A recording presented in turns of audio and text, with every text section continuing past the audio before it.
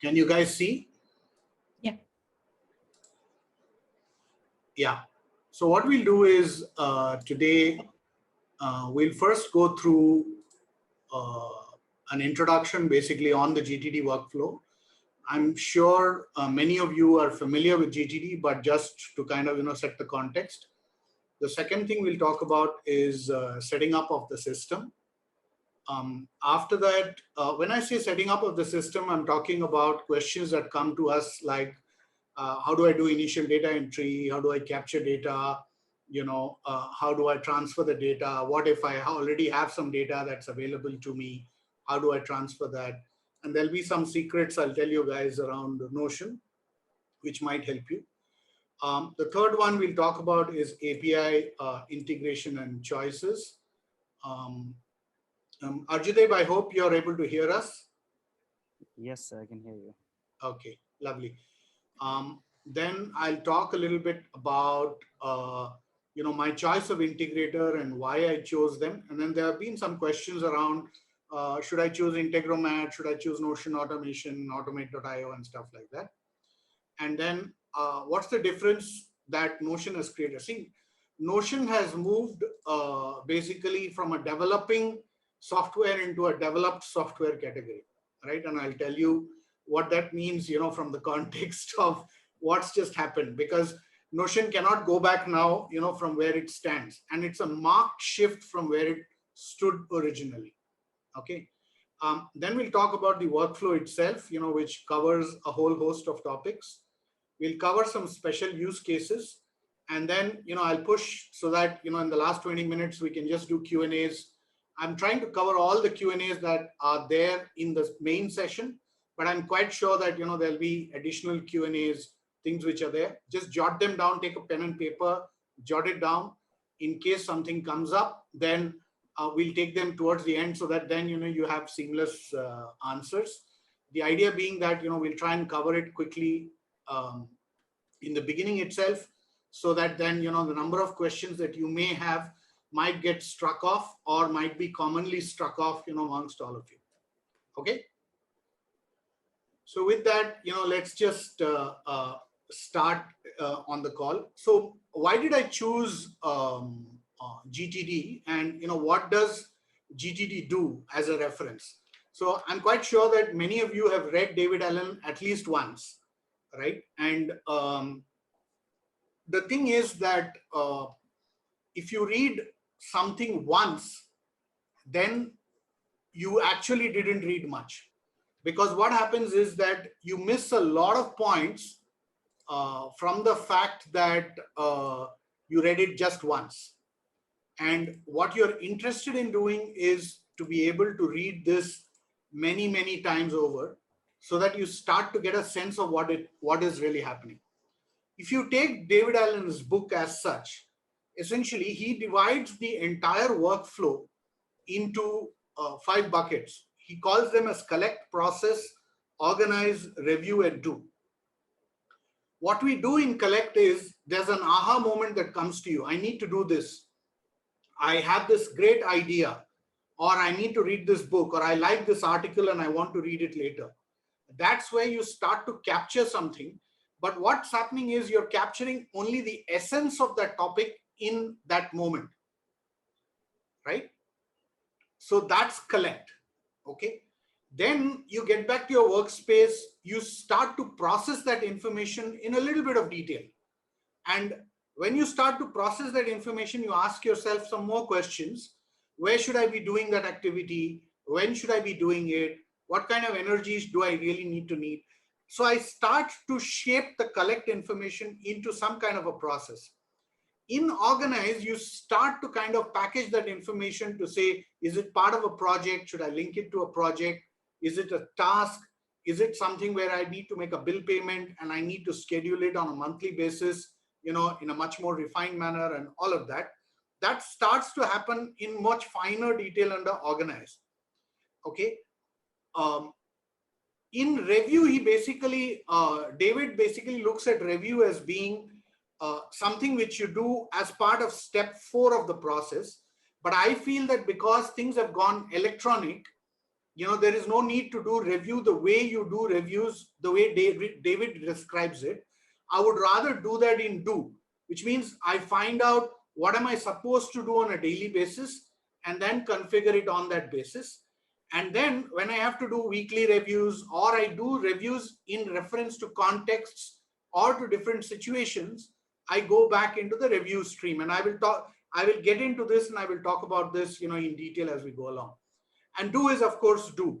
Now, besides this, you also have the entire guide where I look at the entire spectrum of the software, talk about how the entire workflow and the efficiency kind of takes place, and take you guys through every step, including the duplication of the template downwards to, frequently encountered issues, how do I integrate APIs and stuff like that. So this is basically your Bible, which contains, all of the information with respect to the GTD system, how the workflow has been enabled, what are the respective fields that the integrator has enabled, what are the fields that you will additionally enter, what's the big idea behind it, something like a crash course on the GTD system itself. My recommendation is to obviously read the book so that you guys get more information. A little bit about the workflow, and this basically has helped me through the years. This one particular pager, typically remains on my softboard and has helped me quite a bit. This is a PDF document, so you guys can download it and print it. Okay. And then, of course, this is how the entire workflow has been laid out. So this talks about the 5 steps, and then within each step, what's really there. And if you go into the bigger screen, essentially, you will be able to see. Sorry, I'm going a little fast on this to get to that place. Yeah. So essentially, you will be able to see how the workflow goes, and then within each one of the steps, how it kind of pans out. And then even within one of the sub steps, how the whole system is kind of broken down, right? And it gives legends and stuff like that. And then, of course, it gets down to how the system is configured. And you can actually go from this place to the main space itself, as part of the system that's there, right? I'm not going to go through the GTD manual because you will have the manual in front of you. But I'm just trying to give you guys a sense of the fact that it's all there, and you don't need to invent something for yourself, right? So that's the first one that I've attempted to answer. And I've also been telling you guys around the fact that the GTD workflow is in 5 steps. Okay. I've spoken about the getting started guide. The engine room as such, essentially is where the database doesn't have any constriction. So essentially all the fields, all the columns are there in a database table, and all of them are visible to you. So in case you get stuck, where did this record go? I'm not able to see it. You're able to kind of, go through the workflow and then look at it. That's the idea of the engine room. So that's there. Now I'll talk a little bit about the main landing page and all the views that are already in place, because that's probably where you'll end up spending 80% of your time. Okay. So if you go, this is the main page, right? You're able to see the calendar. Yeah. So in the calendar, essentially, if you see, I've got something called today, this week, Google Calendar, all calendars. Now, all calendars is basically some information which I would have filtered out in Google Calendars. The habit tracker, which comes in a habit calendar. The bill pay only calendar. So I can just see what bills are required to be paid, whether I'm on time, I'm not on time, and I need to make that payment. I'm now on the 12th, on the 15th, I have things coming up and stuff like that. Okay. Then space repetition is for people, students who basically want to read at a certain periodicity by topic and stuff like that. Then all your recurring tasks are basically all the tasks that you have which are recurring in nature. Now, the origin of the recurring tasks comes from Google Calendar. The reason why I push that back into Google Calendar is Notion becomes extremely slow, in contrast to trying to keep all the recurring tasks within this. And if I keep recurring tasks and the way I've configured recurring tasks, I cannot have both Google Calendar and us doing recurring tasks simultaneously. In my case, the recurring tasks is a single record where the date keeps getting refreshed depending on the frequency that's there. In Google Calendar, what happens is as soon as you do recurring tasks, it populates recurring tasks for a period of time. And so for the next 2 months, it will populate, let's say if it's daily, which means I'll have 60 records which suddenly hit Notion, right? So I have 60 additional records that hit Notion if I have a 2-month span, and which means that every 2 months, I will keep getting additional 60 records for just one single recurring tasks on a daily basis. So if I have, let's say 50 of them, then you're basically looking at 50 into 30, which is 1500 tasks, that will populate in a month. And that's something which you will have to understand, that APIs have advantages as well as disadvantages. But the good thing is that because there are no 17 columns and there is no engine which is running behind it, and the engine is resident in Google Calendar, you don't have a problem. And it doesn't slow the system down to that extent because it's just data. So you're not dealing with complexity from that perspective. Okay. Then the same way you have a bill pay list where you can get it, along with the due dates. You can also get, an entire list view of all the things based on what exists. Okay, if I have a pause list, which is, I have clicked on pause, in one of the database fields because I'm going on holiday, that comes in. Okay, if I don't have time entered on something, like all the ideas that I have, then, that comes in here, and the projects, and I will talk about projects as we come along. Okay. Then, I have my projects list itself, which is only the list of projects, not project tasks. Okay. Then I have my weekly habit tracker where all the activities that are to be tracked for the week comes in. Now, the fun element is that, you will notice that the date is on or after yesterday, and it's from 1 week from now. So it's only the next 1 week's habits that are going to come up here, as far as that's concerned. And you guys can go back and tinker around with, some of this as you go along. Then, of course, I've also integrated Toggle into this, and all the Toggle entries, start to come in, and I was just testing that out, and it works perfectly fine, as far as that's concerned. So that's the view. And if I just want to see a list of things I need to do today, it's quite easy to come back and tick off. So for example, I'm doing the scheduled Zoom meeting.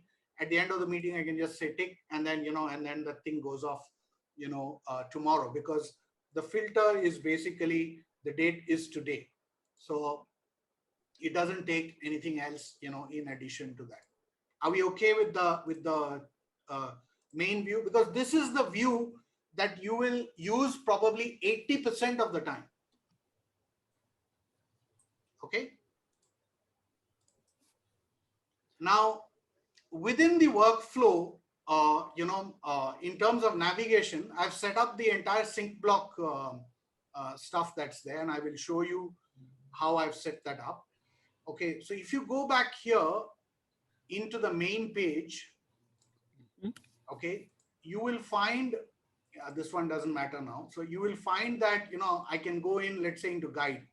Okay, even in guide, I'll find guide, collect, process, organize, review, do, engine room, which is nothing but a sync block. If you can see the red, overlay that's there. So I can just go straight, let's say, into organize, and I'm in organize automatically. I'm at the top page of organize, that's there. And if I didn't want to go to organize, I wanted to go to review, I can go into review. Now, I could get into a little more detail to say, let's assume that I'm doing a weekly review. Okay. And when I'm doing the weekly review, I said, okay, I need to see, where am I as far as my project status is concerned. So all I need to do is go here, and I'll find projects here. I click here, I look at my projects, I take my decisions, and I come back to my weekly review.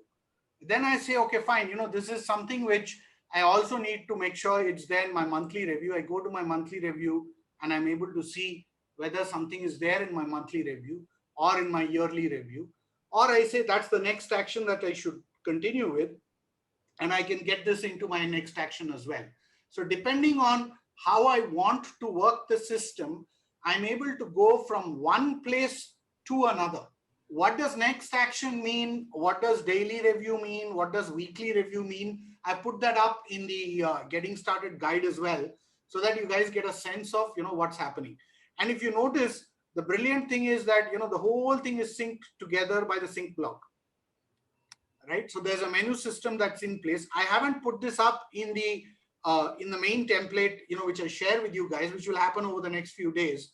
But it's pretty much there for me to go back, test out, and make sure that it's working, and then I can then go back and share this with you guys. Okay, so you can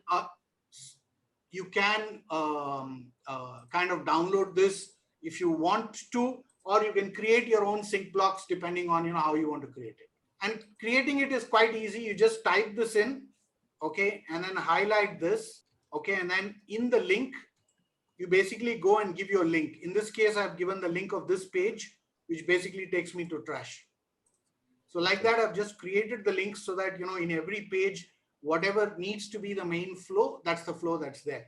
Even if you have to transfer the data, the main data is all in one database, which is the Google Calendar, where everything gets populated. So you can just go into the engine room and just do a transfer. Just highlight all of them and just drag them up and and put them into the new database. So that should take about a minute to do.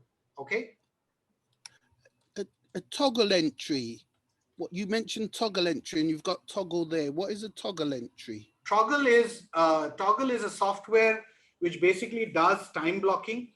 So you can use Toggle. Toggle is free, for this part of it. And as soon as you use a toggle entry, you're basically saying at this point in time, this is what I'm going to be doing. Okay. Right. And once you make the entry, then on that basis, the toggle system captures it, but Toggle doesn't hand off into Google Calendar. So I use an integrator for that purpose to move that entry into the Notion system. What you will realize very soon, as we go into the workflow in detail, is that there are some entries which will not be passed on from Google to Notion and from Notion to Google. So you have to be wary of that fact, that what is the additional information that goes into both the places, so that you can look at that appropriate place for those specific types. For example, you shouldn't do task management in Google. You should do events in Google Calendar. Okay. And if you add some information inside the pages, okay, so let's take an example.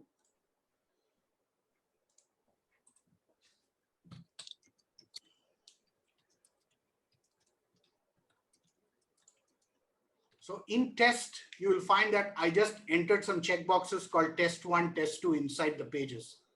This will not appear inside Google Calendar. So the Google Calendar entry will not have that. So if you go back to Google Calendar, and you can go from the live event itself, can you see it? The test entry does not have the detail of test 1, test 2. So this is going to be a critical portion where you understand what to data enter, and make sure you don't data enter something thinking that it will appear nicely. So if you put a database table, for example, inside this, it's going to stay only in Notion. Okay.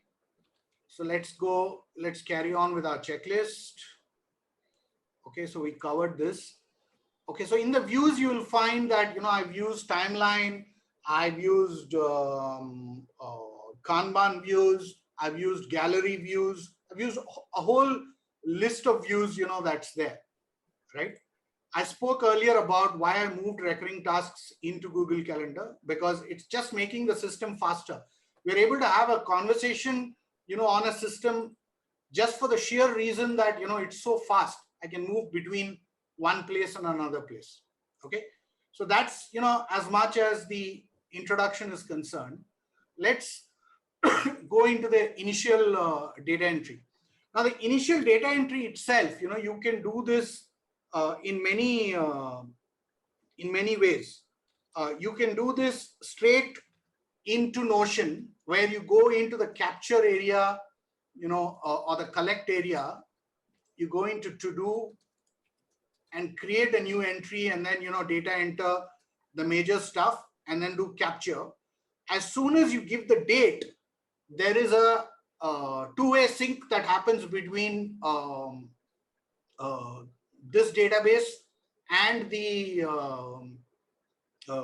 Google Calendar database. The reason for that is that I set the whole thing up in Notion Automation. As soon as you set it up in Zapier, or you set it up in Automate.io, I found that in some situations it's a hit and miss, and it works much more seamlessly under Notion Automation. And of course, it's one of the cheapest, to consider, and that's one of the other reasons that's there, right? The second way, you could do the data entry is obviously, when I look at it, just hold on, I'm okay. When I look at it, straight from, let's say, my Google Calendar, and in that situation, what happens is that, I'm able to do the data entry straight from my phone, right? So I'm just showing you my phone, as a live example. You come here and then you click on event. Okay, and then you can see this information here, right? And you can then enter the information. And then if I go into, let's say, more options, okay, and you'll find something called does not repeat. And here then, I can make it repeat every day, every year, or whatever, and do custom. And then I can get this 1, 2, 3, 4, and I can do day, month, year kind of stuff. And I can then also have an end date where it ends on a date or after a number of occurrences. So which means, for example, if I'm paying an installment payment and I have, let's say, 60 installments to pay, then I can accordingly, do that here. Once I enter that, the whole list of recurring tasks, kind of starts to get populated, and then comes in, into the integrator itself. And through the integrator, then I'm able to go down and see this. So for example, if you see, I've got something called HBT1 and HBT2, which are nothing but habits, which have got automatically replicated. They're also created using events, and then, they just hand off. The good thing also is that, now if I want to use Todoist, which automatically integrates into my Google Calendar, then automatically all the entries also come into Todoist, right? If I want to, instead of enter it in Todoist, and if you notice this Saturday 12th, which is coming in, this is Fantastical. And then, I can get into Fantastical and I can see the same information. And if I want to see a bridge view, then, I can see some kind of a bridge view. If I go back and look at it, from, and you see this 2 hours, 16 minutes, productivity, creativity, entertainment, that kind of stuff, and below that, you find the entire Fantastical stuff that's there as a widget. You will find that all the information then, can come in from here, and I can start to see information straight away, in Fantastical itself. So depending on what your front end is, you could use your front end as familiarly as what it is, but it will still continue to handshake itself at the back end. And if at the other end you go back and say, hey Siri, it will immediately, take all the information from there. I'm going to turn it off. Sorry, I couldn't quite hear you. Could you please? So you could then, go back and schedule, an event on a particular day straight using your voice. And you could do that with a Google Assistant or with Siri directly. And you could do the same thing, with Apple Watch as well. So depending on what you want to do, as an interface, it comes in. And the good thing is that, these events essentially, let me just disconnect this. Can you see the screen? Yeah, you can see the screen. Okay. Depending on, what it is, you will find that, I can go in straight, not in the collect inbox, but one layer below, which is the process. So it goes straight into the process area automatically, because there's something already populated. If I go into the engine room, you'll notice that there's something already populated in one of these columns, which is coming in from the Google Calendar, called the calendar event link. So the calendar event link is directly connecting back to the Google Calendar. And as long as this is populated, I know that, the handshake has happened. And therefore, I'm able to set up the rule engine in such a way that I don't need to deal with collect as far as GTD is concerned if you're data entering it. So I save you that step, and then you can go straight into process and then go into your to-do list. And then, you can then fill up the information. Is it scheduled, unscheduled? What type of transaction is it? What kind of flag do I need to have? What kind of goals do I need to set? All that kind of stuff. If it's a habit or if it's a toggle entry, and I'll come to that, essentially these get ticked automatically. And so therefore, if it's a recurring task that you set up as a habit or a toggle entry, straight away, it comes in into that whole thing. And then, can you see it now better? Okay. And then, of course, you can give your context, your goal status, all of that. And then at the end of it, you can go back and say it's confirmed, right? And you can process the whole thing. Now you will notice here that Google stops syncing at some point in time, and some of the entries in the status come up as not synced, because Google understands that it no longer needs to be synced. It could be a past due item, or it could be an item. See, all of these are past due items, and therefore the sync doesn't have any meaning. And so it stops syncing, therefore not draining your resources, as far as both Notion and Google is concerned. Okay. Let's go into the next item. Okay, so we covered the initial data entry. We covered using Google Calendar, Notion, 5-step process. Okay, importing information on into this is quite easy. So if you go, let's say, into the guide, and if you look at the data entry as such, there are fields which are required from an integrator point of view. Can you see that? Sir, it seems frozen. Seems frozen? I can hear your voice, but I don't see the new screen. Okay, just hold on. Can you see it now? Yeah. Yeah. So essentially, you will find a list of 10 odd fields which are there from an integrator point of view, and these are the fields where the mapping has already been done automatically with Notion automations.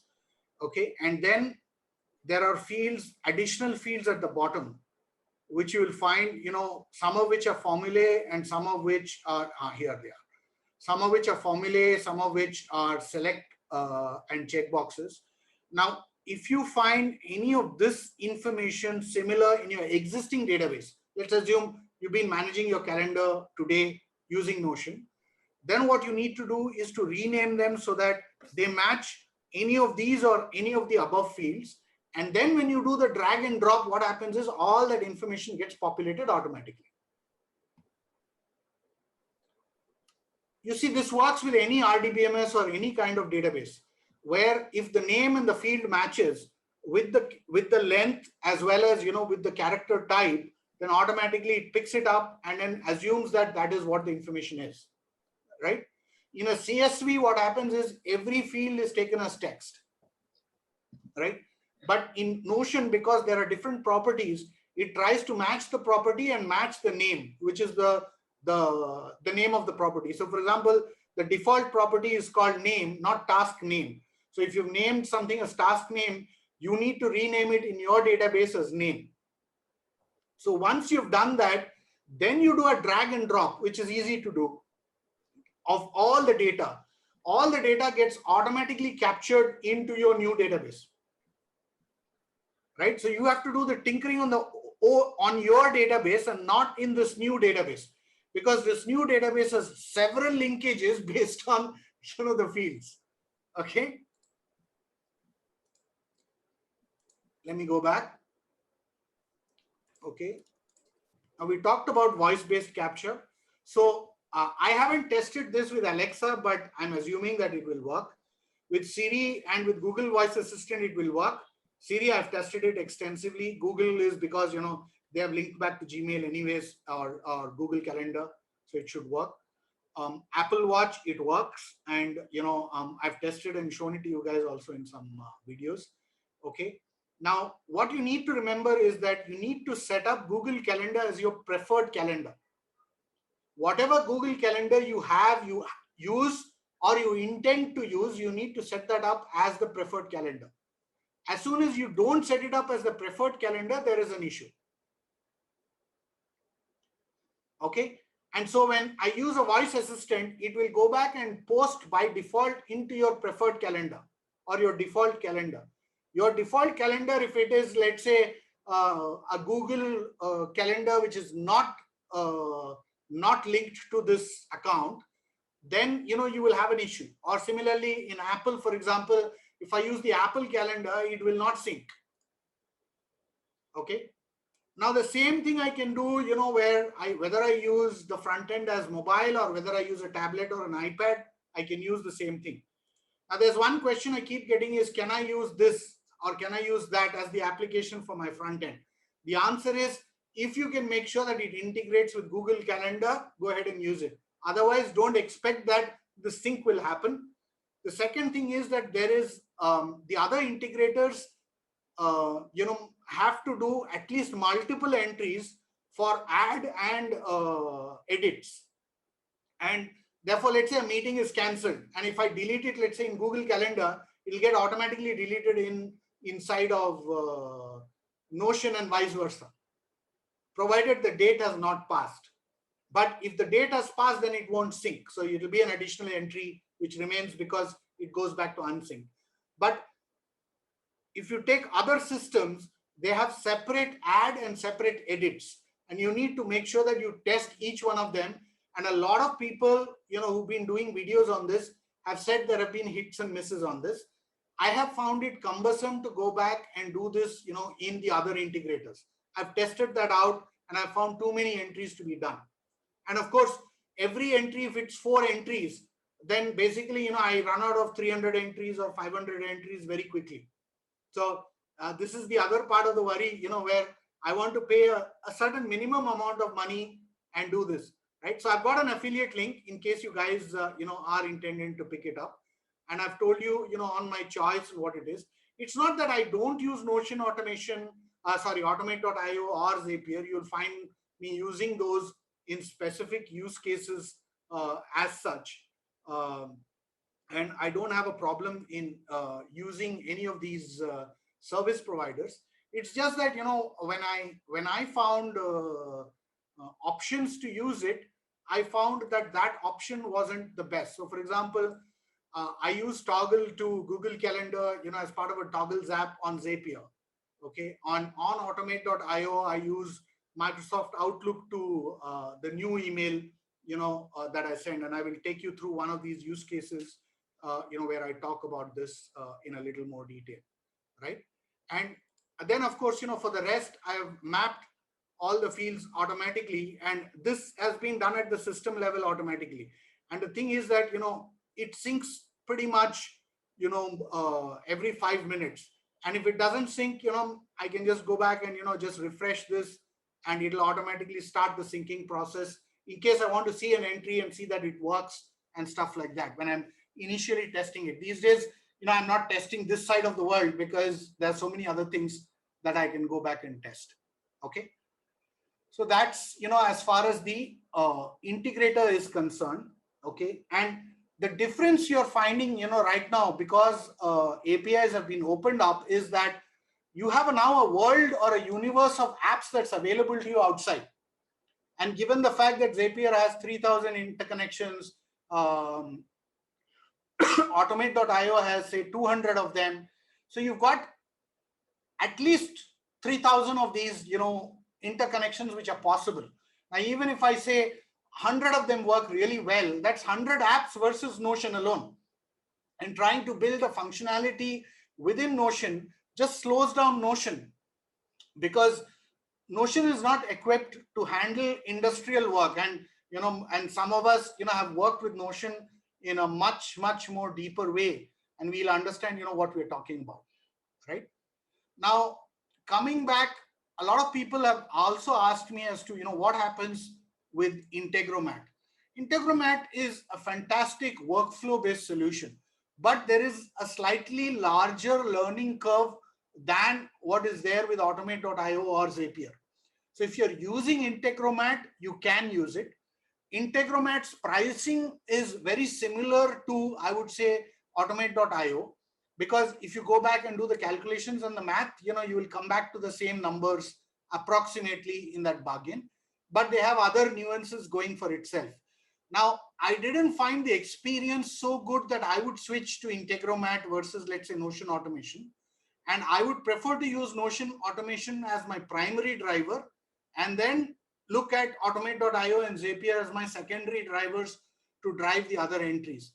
With Notion automations, they're also working on a Gmail integration.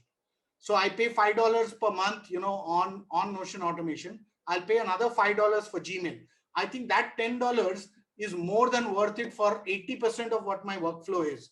And the rest 20% can come for free using Automate.io and Zapier in the current circumstances. Of course, if the transaction volumes are so much that it defies the reason why I shouldn't pay for it, obviously you will end up paying for it, right? I can tell you guys that there is a significant difference between two-way syncs and one-way syncs. Okay, one-way sync means that you have to keep track of all the information on one side. I have to keep track of information on the other side, and then match it and make sure that you don't have junk. Okay. And when two-way sync is happening automatically, then what's happening is that, you don't need to worry about that transaction on both sides of the table. It's only by exception that you will notice something has gone wrong, and then you'll just go back and delete it, which is like, say, 5 transactions in a month, versus, let's say, doing 3,000 transactions in a month. So that's the huge difference that, I found. And that is why, I like Notion automation for all my Google Calendar syncs. That's there. Okay. I've spoken about this piece as well. Now, there have been some questions. I think Sakis had asked some questions to say, how does my day kind of, get captured? And I spoke about that workflow at the beginning, right? Where I capture the stuff either in Google Calendar, or I capture this, within my Notion database system, right? And just hold on. I think.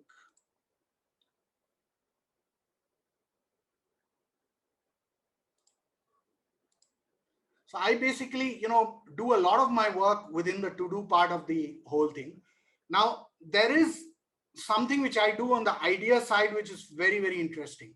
So what I do is, I either do a mail to Notion, which means, I set up my Hotmail account straight to come here.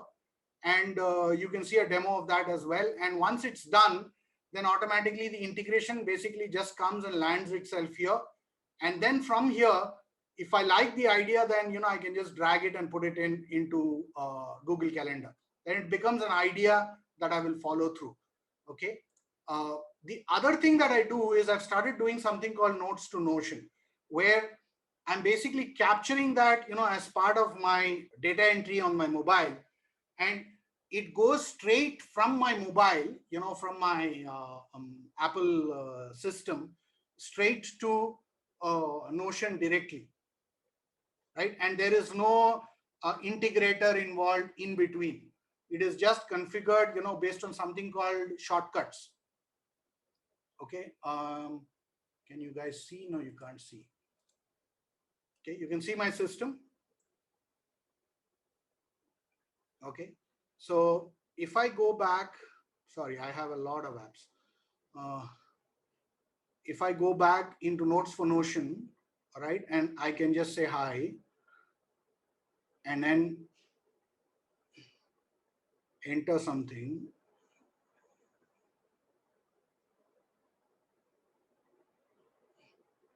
It confirms that something has been done.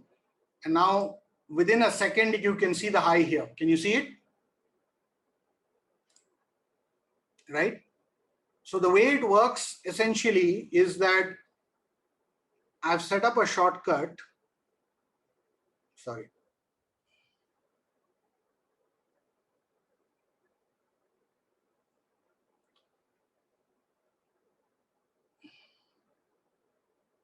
I've set up a shortcut where it takes a piece of text, it takes the variable, pushes it into the note part of the Apple Calendar, okay, and then it appends the second input into it, and then this is the magic part, the one where it says get content, where there's a JSON which has been written in the parent, and in the database ID you will find that the database ID of this particular database, Notes to Notion, is available, okay, and the same way you will find that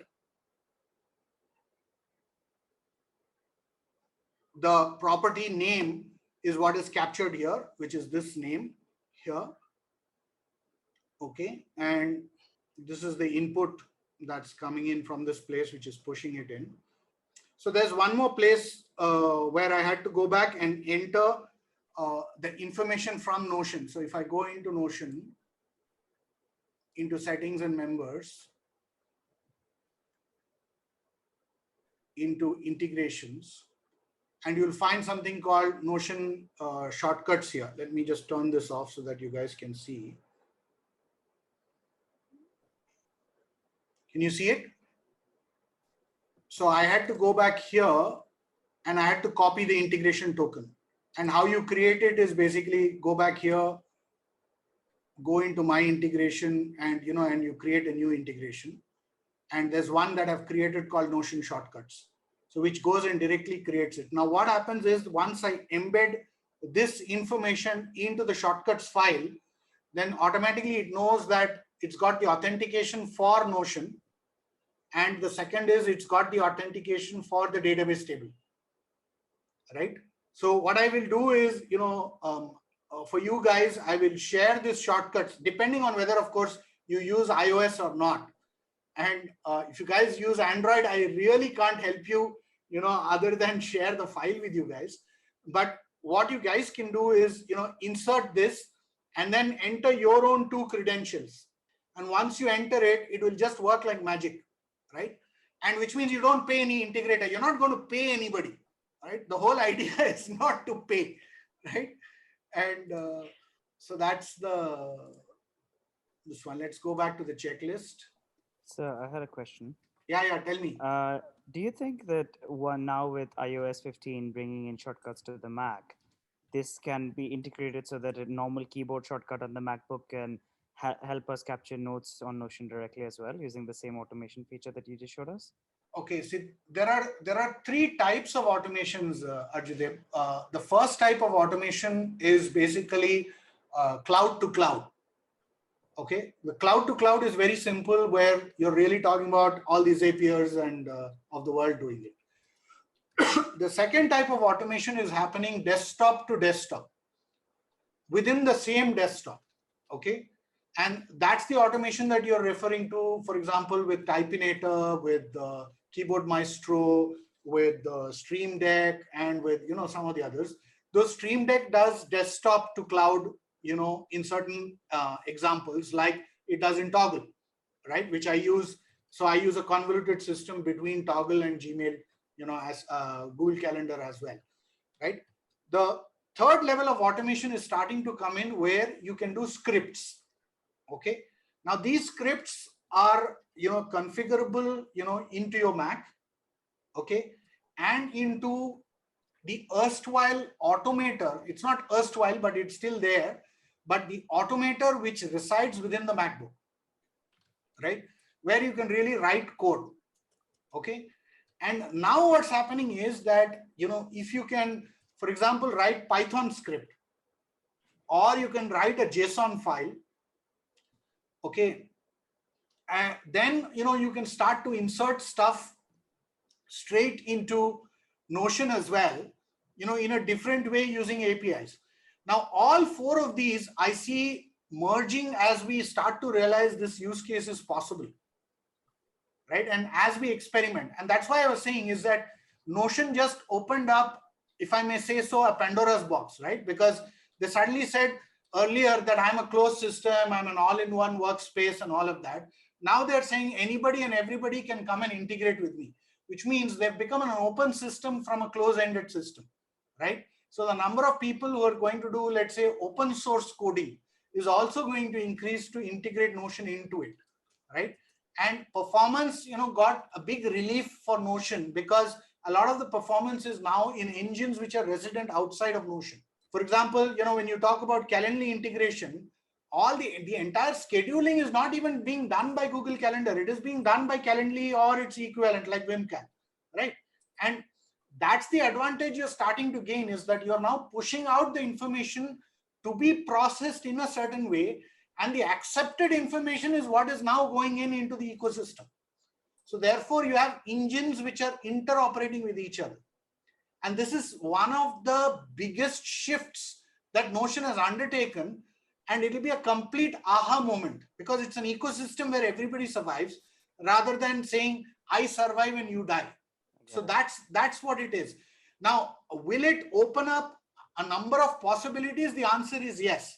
And for example, I use Hazel every day, to move my files. I don't even know, how the MacBook operates without Hazel. I suddenly insert a hard drive, it goes and copies itself, into another location automatically. Because of the name or because of the file date or whatever it is, it just goes back and does its job. Now, I think that is normal. Now, when I go and plug it into my new Mac and I see it doesn't work, I'm going to really have a problem in terms of saying that wasn't configured.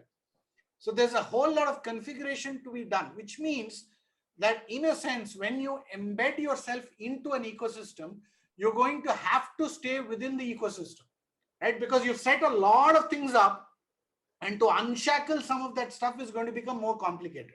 Okay. So one-off tasks are, can be done straight inside of each one of these systems. You can go back and do any of these kind of use cases, on that basis.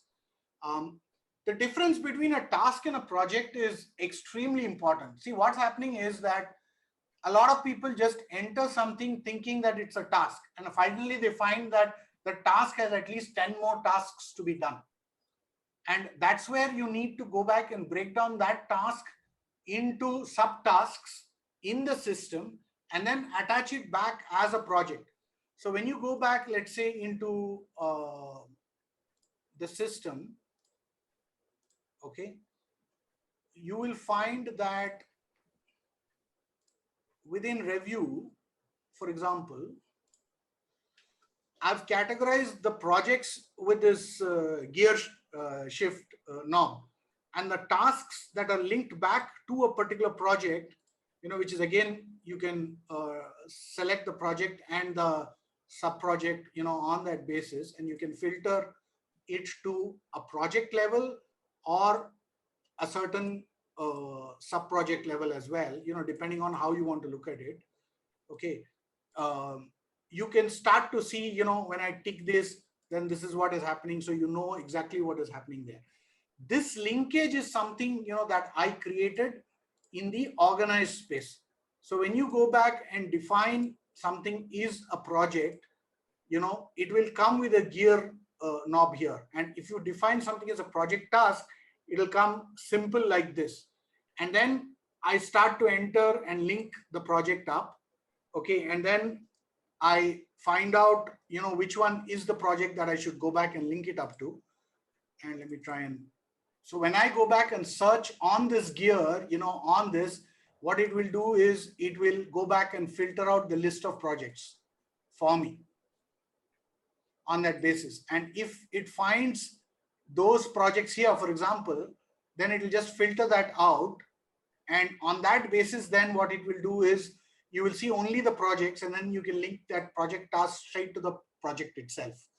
Once you've done that linkage, then automatically what happens is that in the review, you can automatically see your project separately as well as your project tasks separately.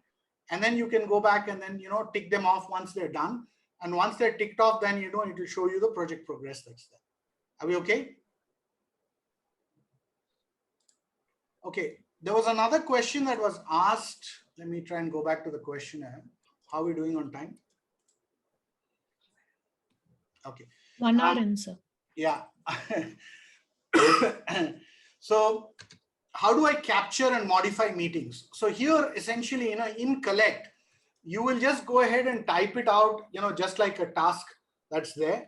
And if there's a calendar event, that's there, it will have the meeting details and the Zoom call details and all of that. And you will carry it through till Organize. In Organize, if it's linked back to a project, then you can link that straight to the project in that place where I showed you where the relation can be created. Then what happens is it appears as a task under projects. And you can also see this in the meeting list that's there because of the filter that's there. Filters are extremely powerful. Now, if let's say, 10 days before the meeting has been set up, you've set up an agenda, you can take that agenda and paste that within the body of, that particular task, which is the meeting. That will have all the details for the agenda. And the same way, I can either attach a PDF file, or I can attach, or I can type something in, or open a separate subpage in the body of that particular note.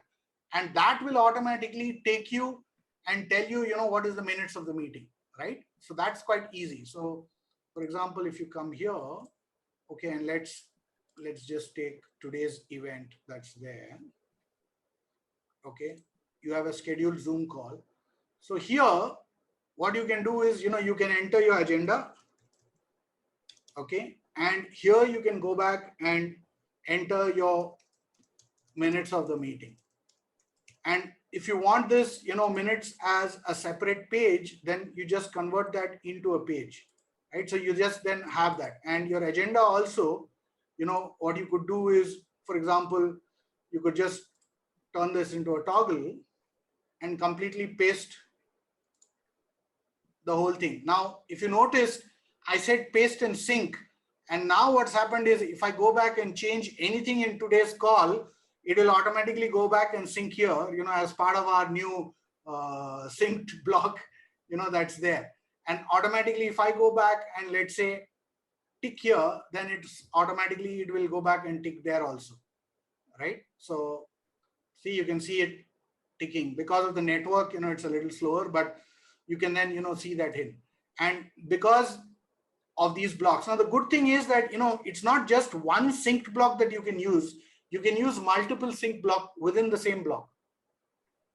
So you can either use it within the same block, or in the toggle, you could have say 5 blocks as separate rows, and each block could be a sync block.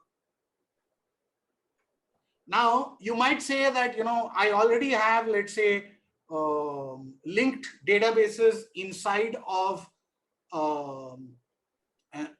Notion. So for databases, it is not relevant. Now, let me twist this by saying that if I put in a database within a synced block, it also copies the same linkage and the filters and all of the other details into this synced block. So what happens is I have a way of now copying without worrying whether my filters are going to remain intact or not. So if I want to see the same view in 5 different pages, and let's say I just go back and change the name of the customer, I can see a lot of different information based on those filters that I want to set, right? So on the menu, for example, I can go back and say customer 1 to customer 10, and I can put this whole thing into a sync block. So what I'm doing is I'm creating another mirror on a parent database, not on a linked database, but which is synced across both places. Have I confused you? Yes. This is only for your use, right? This is not something that you're going to be showing the customer themselves. No. So let me give you an example. Okay, you might run a business, or you might be doing something let's say for office work, or you might be doing something for two different projects but using the same template. Let's say you're painting your dining room as well as you're painting your living room, and essentially there are, say, 5 steps in it, and the first 5 steps are going to be common across both, and for that you have a database. Then in that case you can just go ahead and share it within the sync block, even though it's a database, because it's now shared in the sync block. You get all the filters and all the advantages that you want. And the same goes for a client work as well. So for example, Michael does work with clients. I know for sure that Arjudev does work for clients and stuff like that. Can you use the sync block within a template? Yes, you can.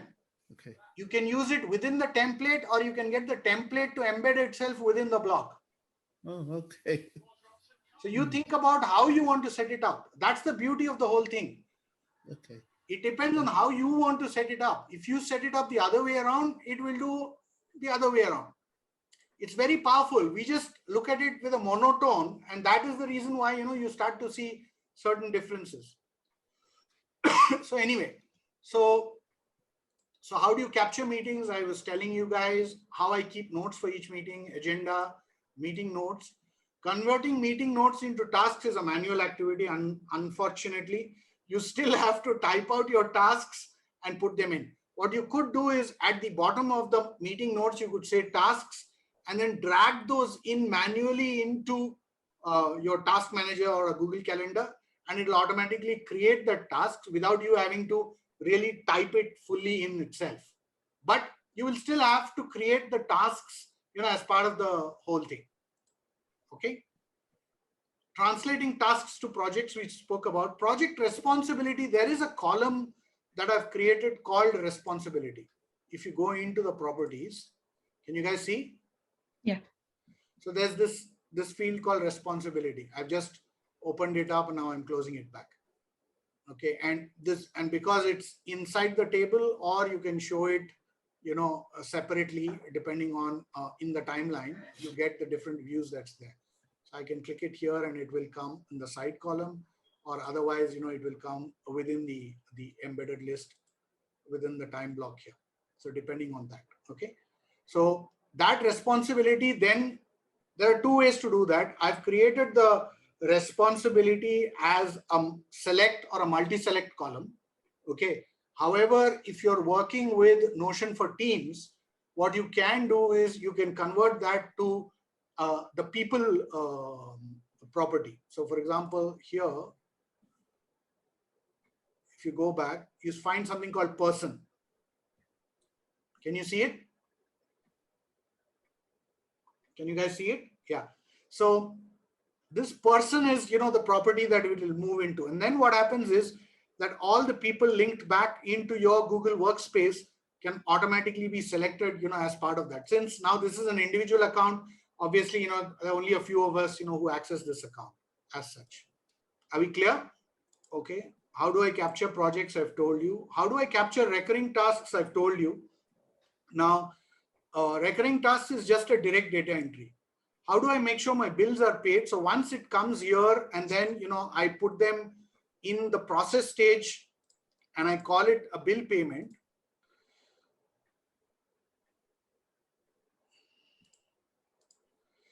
And I call it a bill payment, then automatically it starts getting into the bill segment, of my bills. And then automatically, once I take it through the process, then, I can also see the bills here, as a bill pay list, or I can see this as a bill pay calendar. And also get it merged, within the Google Pay calendar. See, the good thing is that this is also reflecting inside of Google Pay.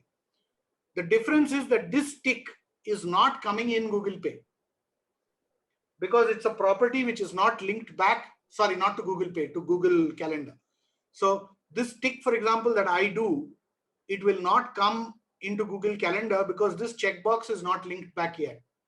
I've asked the Notion Automations guy to check whether that's possible so that a 2-way sync is happening. But as of now, that's not there. Okay. I know it's a lot of information. Just a quick question.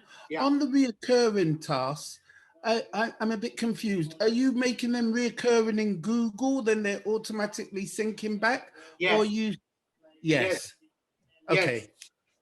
So I So automatically create it in Google, and then it lands up in my process area here in to do. And then from Okay. where I will just take it through and make sure the process is ticked and the organized is ticked. Because sometimes what happens is I want it as part of a project. Sometimes I want it as part of a standalone recurring task, or I want it as a bill payment. So I need to process that information and put it in. Sorry, yes, go ahead, Karpagam. no, so you actually add the HBT in front of the habits, right? Yeah, I'm coming to that. I'm coming to that. Okay. So for two items, I basically add a prefix. Okay. The first item I add a prefix for is for habit, where let's say, where are you guys seeing? Let's see. Let me show it here. Okay. So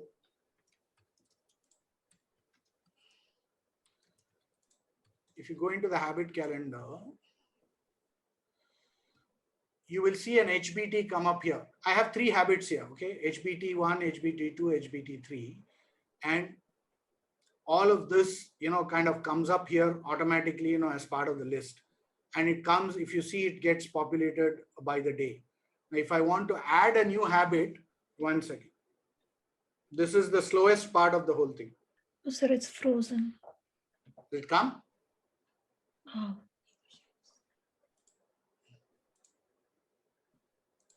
Can you see it? Yes. Okay, so if I go into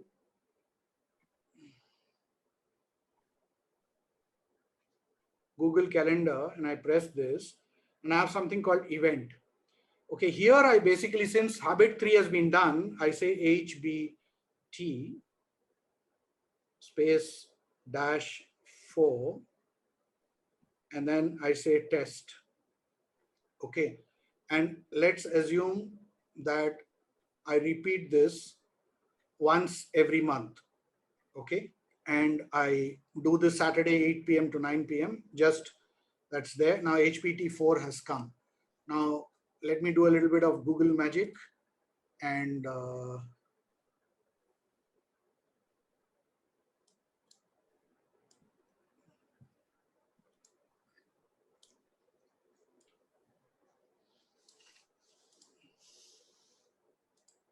last synced 4 months back, 4 minutes back. It's now syncing. So there'll be 3 entries that will come in for today, for 1 month later. Yeah.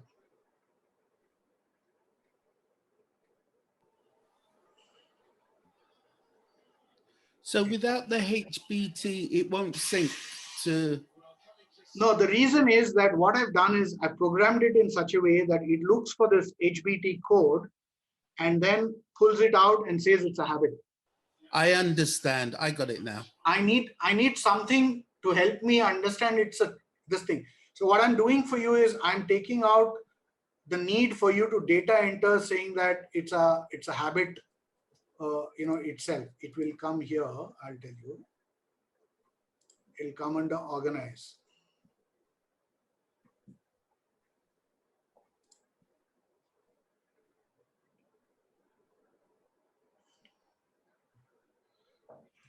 Then here I have to deal with it.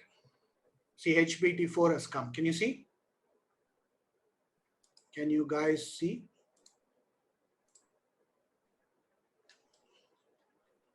So that's come. So now what I have to do is I basically need to say this is a habit.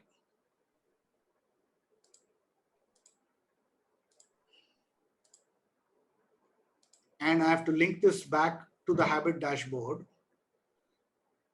And I haven't created a page in the habit dashboard, right? Because it's not there in the dashboard. So I have to go back to review. I have to go back to habits.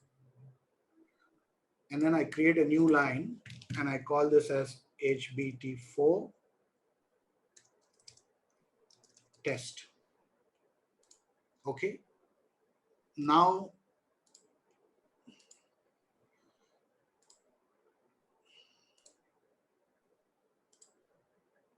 I go back here. and I'll find my friend here. Now I just copy this down. So now this is gone out of here. So what will happen is anything which is not today will go out of this list. So I have to go back and make sure that that's there. And now if I go back under review, under habits,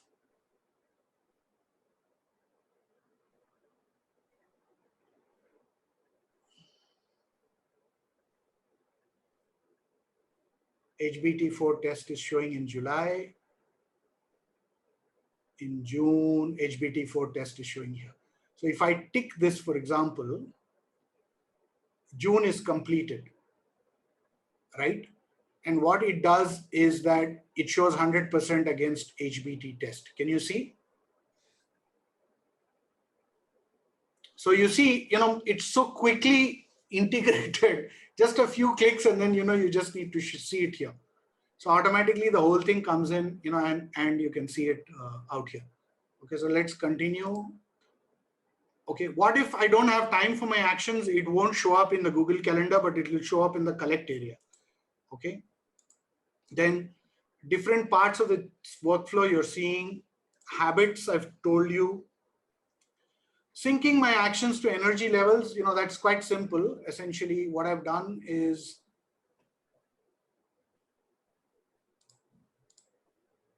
if you go into the energy levels area, there are two parts. One is where you maintain how your energy levels are at each one of these places. And this you can do in the organize section. And the second one is it starts to categorize items into very high energy, low energy, middle energy, and all of that. And then using this, you can go back and say, this may be something is high energy or it is average energy. And then, I can just move it in or I can move it back. Second is, I can go here and change the time, because then I say it's better not to do it between 5:30 and 6:30. It is better to do it at a different time. So then you at least have a consciousness of how your energy is ticking with the items under the review database. Okay, so that's, as far as energy is concerned. This is quite useful if you're a more advanced user, of the whole thing. Okay, then not to forget your family, friends, you can set up your birthdays, holidays, and events, inside of Google Calendar. So for example, I have my entire holiday list for India coming up inside of this system. I've set this up many years back, inside my Google Calendar. So I have, and it's a synced thing which keeps happening. I don't know which database I subscribe to, but essentially my moon phases or, my holiday list keep showing up, as part of what's happening. So if I take, let's say, August, I think I should be able to see something here. Independence Day holiday. Can you guys see? Yeah. So essentially it's automatically synced, as part of that system. So if you have a holiday calendar and you manage it, or you have an office calendar and you manage it, then it will show up automatically as part of the two-way sync process. Do you have to put a code for it to recognize the birthday? For the birthday, you just need to mention that under the type when it comes into the process. Okay, thank you. So you still have to do it on the Notion side to define what kind of event is being pulled in, right? Otherwise, what happens is, that flag that you see, whether it says habit or holiday or birthday or whatever, it will not show up properly. See, there are two parts. One is, you want a high level view and you want a deep down view. When you look at Google Calendar, you typically end up seeing what is there for today and what do I need to tick off. But if I'm reviewing something for a week, for a month, for a quarter, and you're trying to plan yourself out, then you really want all the tabs and the tags to show up very well. Right. But it means that, every day you have to spend, let's say, 5 minutes to make sure your calendar is up to date and it is clean. Then you've got a wizard system in place. And once you've got that synced up, and once you have the discipline, so that's also a habit, right? There are people who don't have a calendar at all. They don't manage their life at all. And then there are people who are like, I brushed my teeth at 6 o'clock in the morning and 6:30 I have a cup of coffee, and 7:30 I have my breakfast and stuff like that.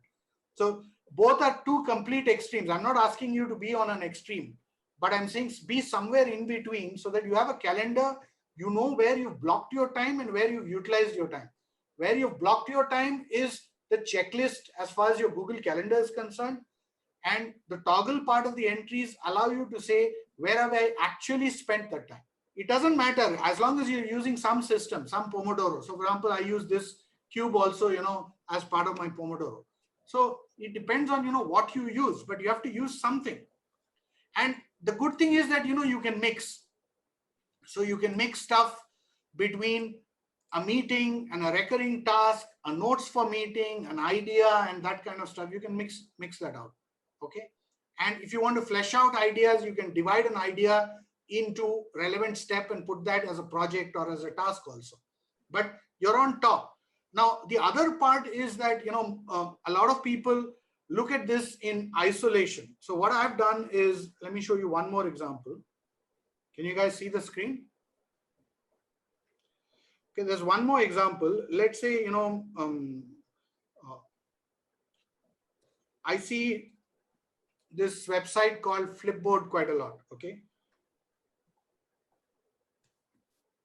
Okay, now in this, I look for things under productivity. So let's just go back and say, this is a certain article that I really liked. Okay. So what you do is, I click here and I can just go to Notion and straight away put it under the read URL in the Google Calendar, which is nothing but a web clipper, right? Which is already available in Notion. So once you say save, what's happened is it's gone straight from here and it's gone in, into my web clipper section. So let's look at it here. If I go into collect, if I go into reading, it's come here already. 5 permanent skills I didn't learn, right? So I've got a reading list which is there. Once I put a date on it, I know I have to read it on that date or before that date. I've got an expiry date set to it.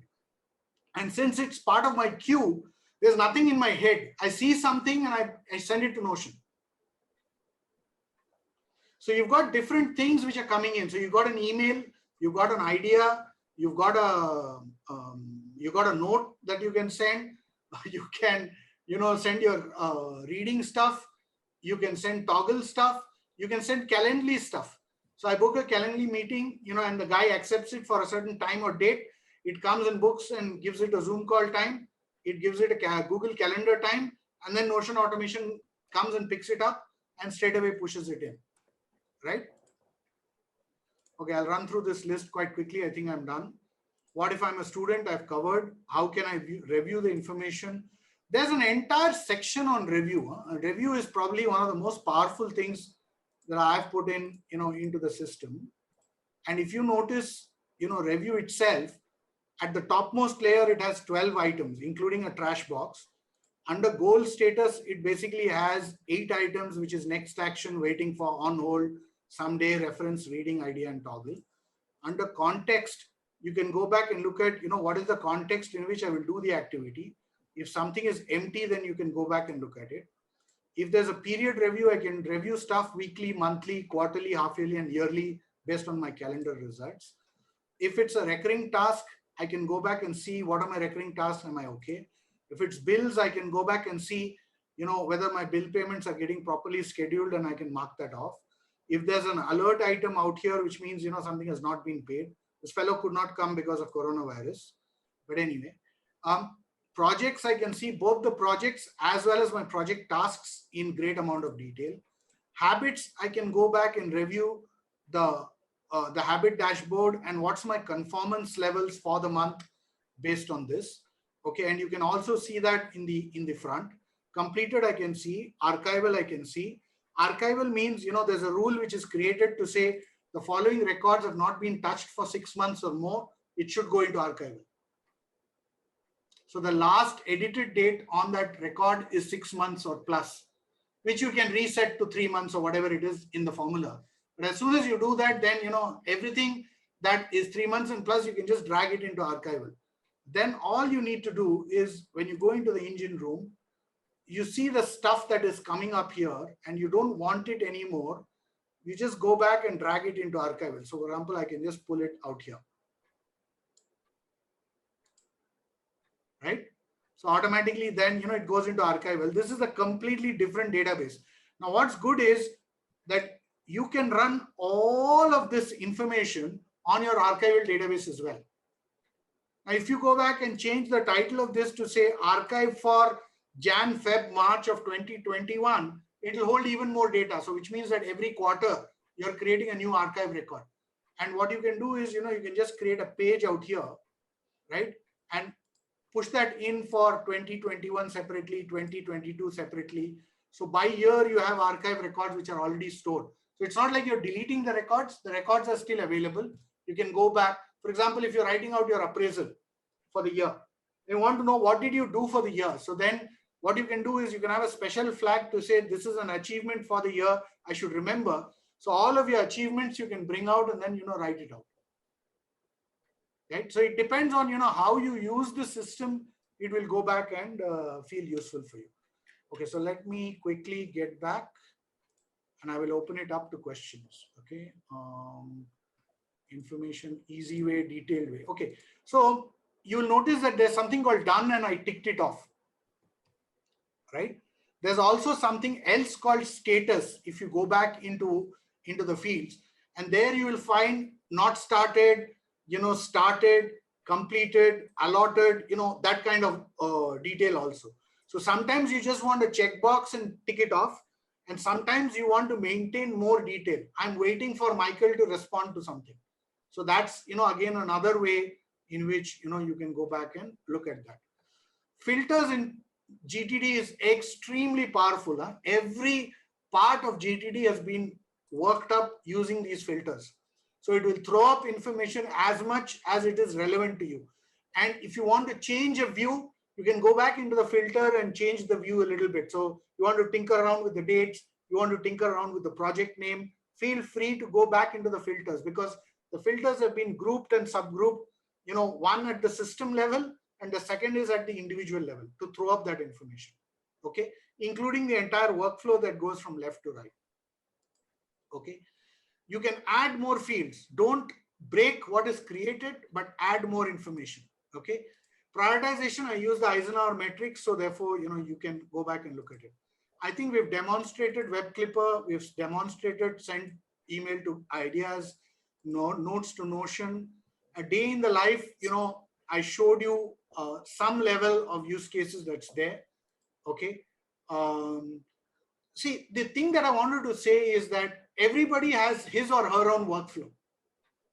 So I might be completely employed. I might be partially employed, partially running my business.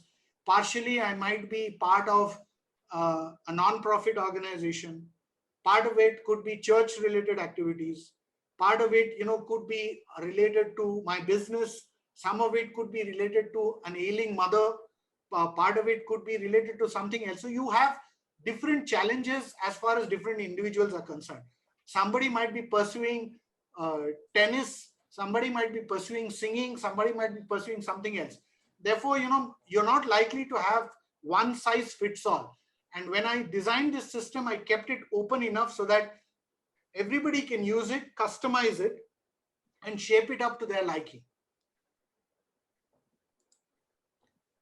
Okay, Calendly integration I've covered. Toggle entries specifically I didn't cover, but we can go through that in a quick. So Calendly we have not covered, right?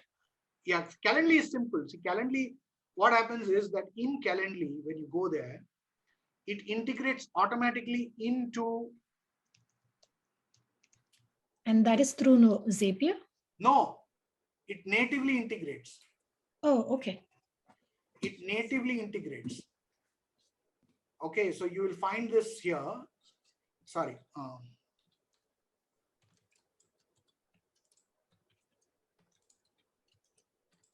So when you come here and you go into integrations, okay, it natively can integrate.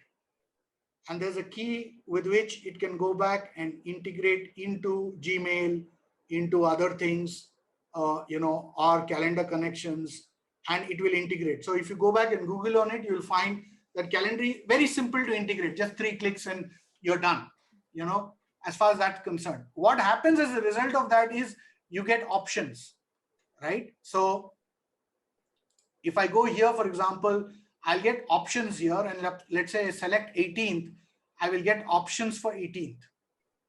And when I get options for 18th, I click back. Now, I is the person to whom you've sent this link.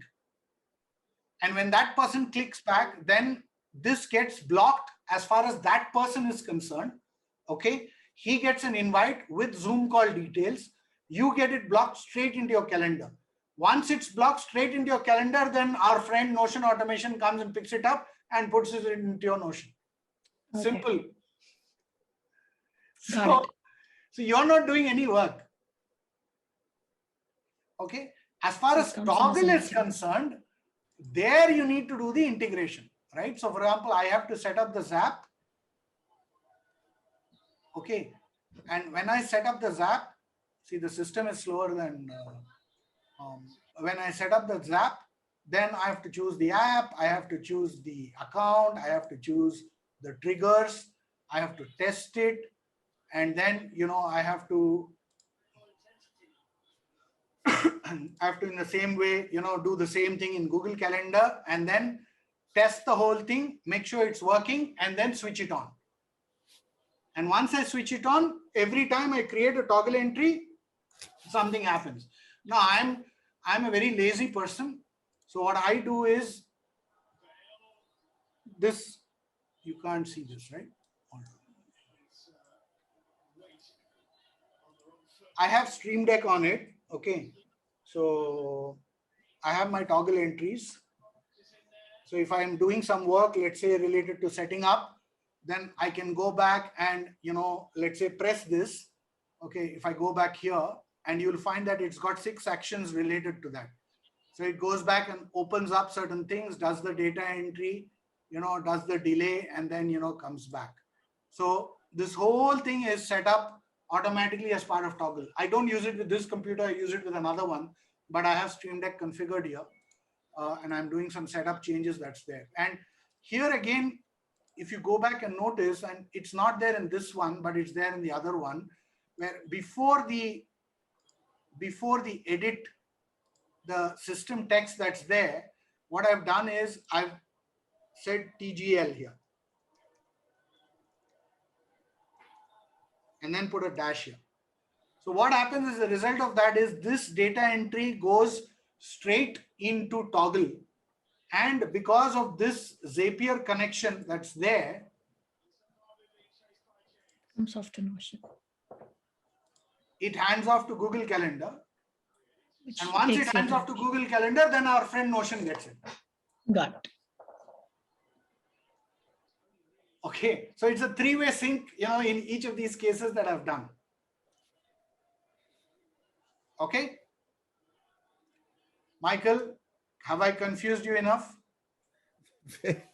Very confused. There's so many different applications to it, I suppose.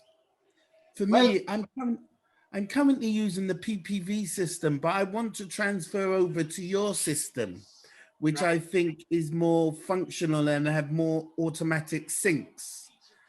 I'm just struggling to get my head around the process. I understand what each section does that you describe, but setting it up and how to actually workflow through it is my... Okay, so let me put it this way. If you have, let's say, struggle. 10 tasks, let's say you have something which is a single task, Yeah. and let's say you have bill payments. Mhm. What you do is you start with one type of task, which is, let's say, a bill payment task, and you enter it into Google Calendar. You set up the sync process with Notion automations. Notion automation.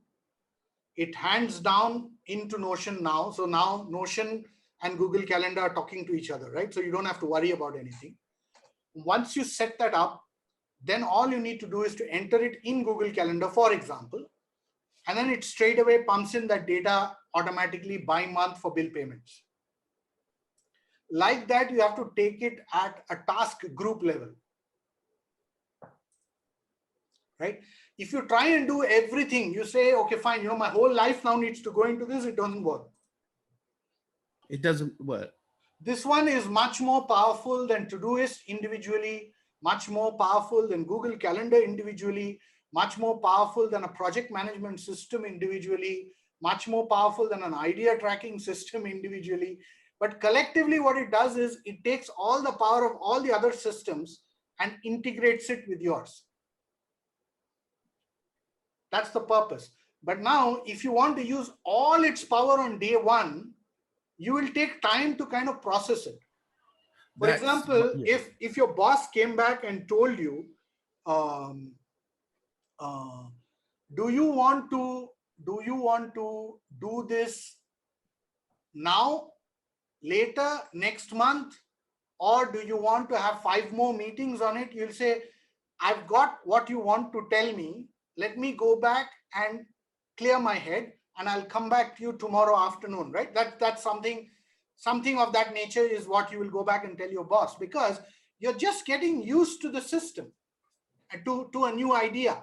Now, when I ask you for a project plan, what I'm doing is, I am trying to break that project down into steps, right?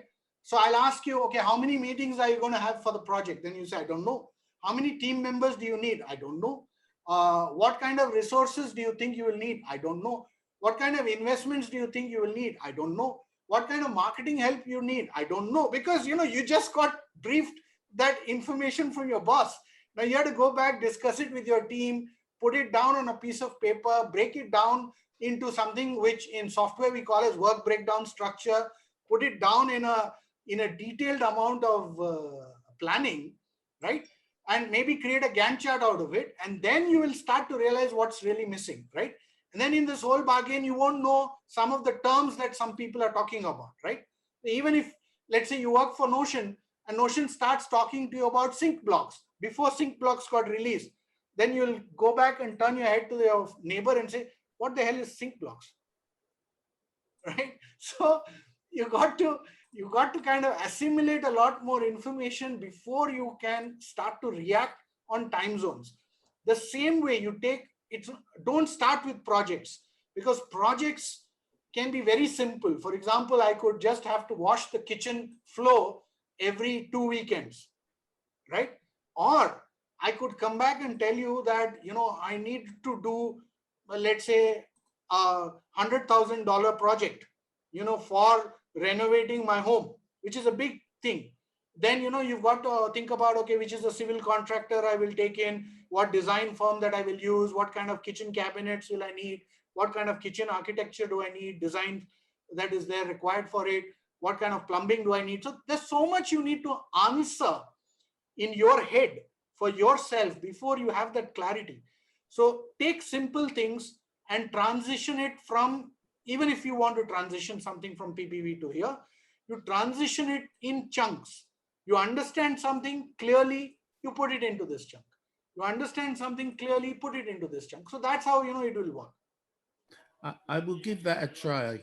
I think though, because I've done the PPV for so long, I understand the projects, the tasks, the daily actions, but I don't know how to convert. Like, for example, I do press ups every day.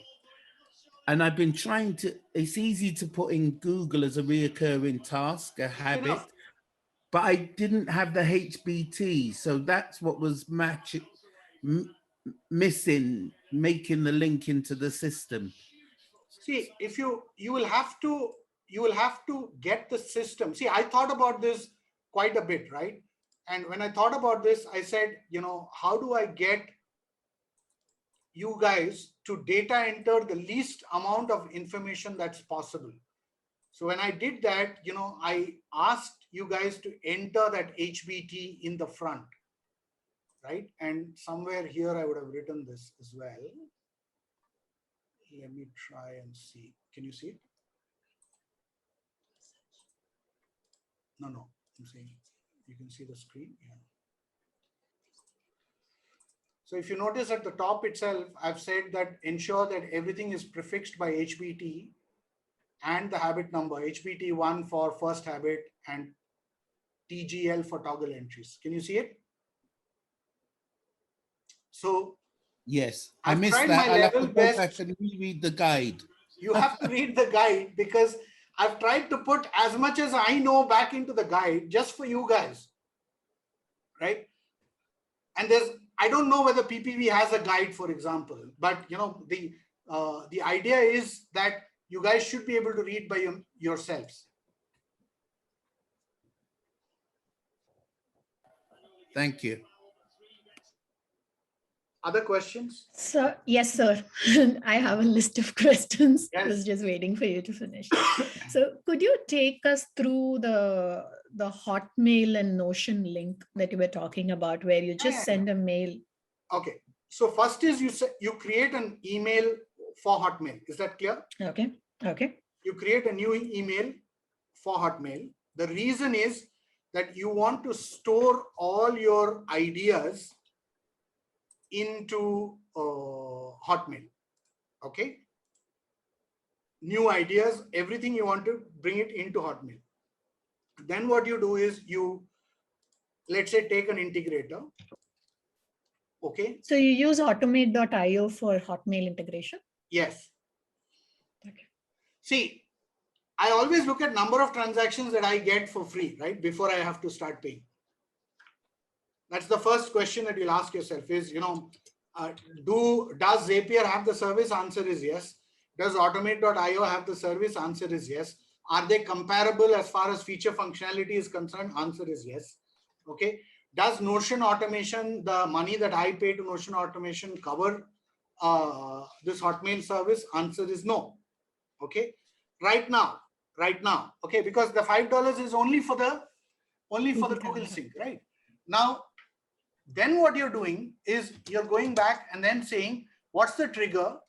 Okay, and here, when I create the new bot, for example, let's say I create a new bot, it will ask me what my first application is. So let's say that I go back and say Outlook. Okay, and then I add Outlook out here. Okay, I've got it here. It's open. And then, I authorize Outlook, and then it follows the process and it connects to my Hotmail account. Are we clear? I'm not going to take you through this process because it's very self-evident. It'll ask you a question. It'll ask you to enter the email ID, the password, everything. And then Hotmail will ask, shall I authorize? And then you will authorize the whole transaction. It will go through. The same way you will do the same thing out here for Notion. Okay. Okay. And now you've got that very fancy trigger there, which basically is for the integration, as well as you've got another one, which is for the database share. Michael, you've lost me. Sorry, I got distracted. Sorry. Okay. No, but are you clear or you're not clear? I'm clear, yes. Okay. So once you authorize it at the integrator level, which is automate.io, because why do I have separate connections for each one? Tomorrow I decide I do not want to have anything to do with a particular integrator. I just go and disconnect that service at the top level. Then everything related to automate.io gets switched off. Okay. Then automate.io does not have connectivity with me. I can delete that account, the integration. So that's why I do it at that level. The second is at the database level, you have to share to automate.io. As soon as I delete automate.io as an integrator, the share to automate.io doesn't even work. That also gets deleted automatically. That's the reason why it's been set up in such a way that every integrator is separately siloed. Okay. Once I've set up the bot, then I test the bot. Okay. And once I test the bot, okay, once I say save, it will say I am done. So I will create a new transaction and then say I'm done. It will hop here and then it will hop here. And once it hops here and once it's successful, you will get this confetti blast and say, congratulations, which payment service do you want to do? So all you have to do is just click on this bot, and it takes you back here, and then you don't have to pay anything, right? Because you anyway get, as per them, you get the 300 transactions for free. So you kind of stick to that. Now, if you, for example, have 5,000 transactions, obviously you will end up paying for that as a service. So then, you find the suitable service and then pay for it. But in my case, this is only when, I get this flash of an idea, and then after Notes to Notion has come, I don't even have to worry. Because straight away I send notes to Notion instead of doing email to Notion most of the time, because that's a completely mobile to Notion service without paying anything to anybody, without having any integrator involved. So can you take us through Notes to Notion one more time, if you Sure. don't mind? Sure, where's my mobile? Notes to Notion is very simple. All you do is, you have to give me a minute on this thing. I've got this new screen sharing software, which does some of the Okay. magic. What's the name, sir? Reflector 4.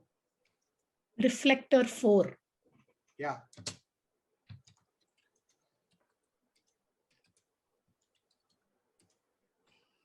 It's quite simple, but it's quite neat. Always looking for good apps like that, good softwares like that. Yeah. So I'll show you something which is very interesting. So you can see my screen now. Mhm. Okay. Let's say you can see me here. I'm turning my phone. Okay. So let me try it on email. Okay. Sorry.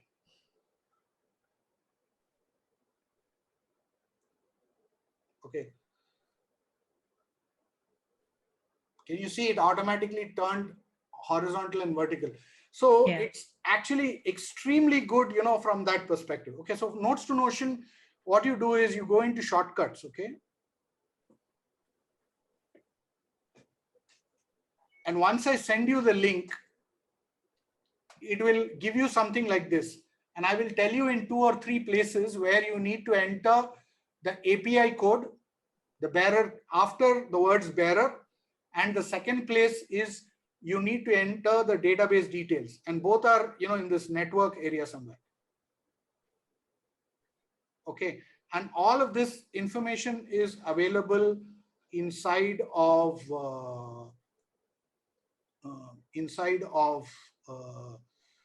Notion. So they have a database ID. Can you see the database ID here? Yeah. So similar to the database ID, there is also something else, which is, And you find the database ID from your account, is it? Yeah, I will send you the instructions of how to find it. It's quite simple, actually. It's every character after the slash and before the hash or something like that. So you just have to, let me show you something.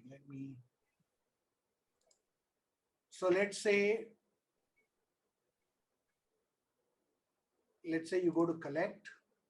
You guys can see, right? Okay, not to do. Let's say you go to idea. Okay, and then you go to Notes to Notion. You come here and then you say copy link. Okay, when I say copy link and I copy it somewhere,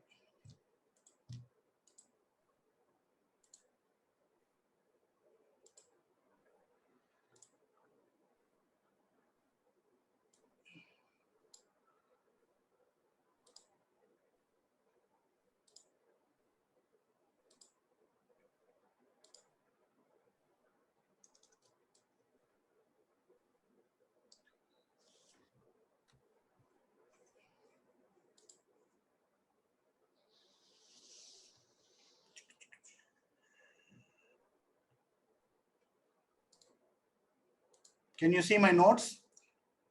Yeah. So I take off this portion and I take off everything after the question mark. Okay. Because it's there in Notion's guide note itself. Okay. I used that, and and when I was tinkering around, I obviously had to do a whole lot of tests.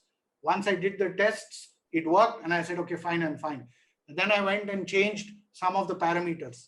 So what also happens is that, if you notice here, when I do these tests, a copy of that goes into notes as well. You remember the test we Okay. did? Yeah. I have a backup copy here, so that in case Okay. this handshake did not happen for some reason, network went down, internet went down, or whatever, something happened, Notion went down, whatever the activity is, I have a backup, and my backup is here. Okay, so So, that's and yeah, that answers it, sir. And then talking about Google Calendar, if you have multiple Google Calendars and you wanted specific information to go to a specific calendar, is there a way to set that up? hold on.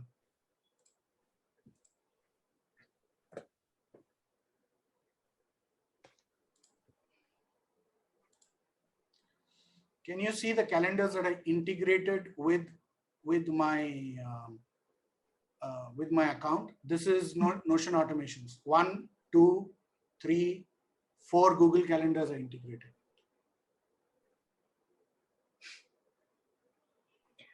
So when I'm creating in Notion, right, like from Google Calendar to Notion, I can understand because you would be creating it in that calendar.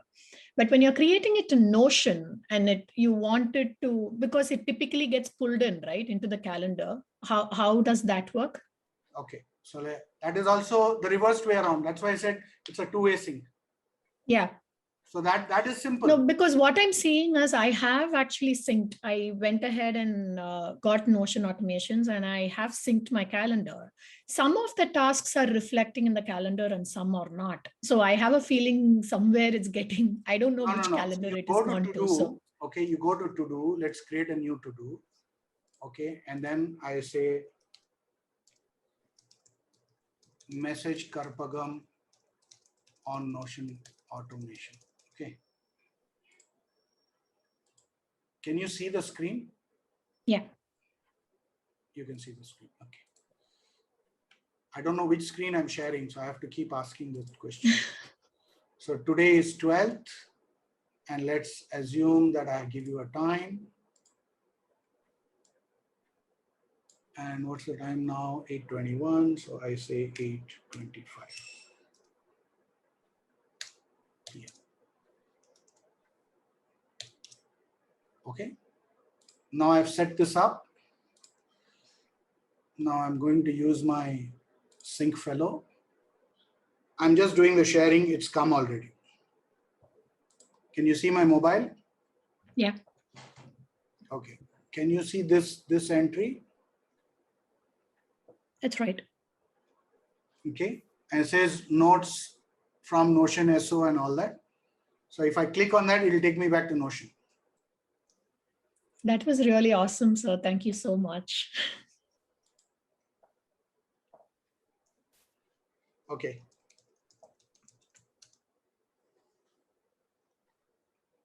Any other questions? Okay, I think Michael has left. You're the last one there. Okay, Michael has come back. No, I'm still here. Just a quick question, Murali. Two quick questions. I tried to use Zapier as well, and Zapier with the calendar has a little box called description, and that brings the information in the calendar to the bottom of the Notion. Yes. But the Automate doesn't have that function, you said. It does. So essentially, if you go down to my guide, it will tell you which part of the description goes where in automation. Oh, excellent. Perfect. And one other quick question. This is fantastic. Will we be able to view this recording somewhere, maybe in the training group? I'm putting it up on YouTube. Okay. Oh, okay. There'll be two versions. I will try and edit this a little bit to put it up to YouTube. And then the other thing I will do is I will put up the larger one in the course. Excellent. Because this might become too big, too long for that. So I will snip it up a little bit to put it up on YouTube. And the full unedited one will be there in in our course. Okay. I just want to say thank you very much. It's been very helpful and very informative. I'll Thank go you so much, sir.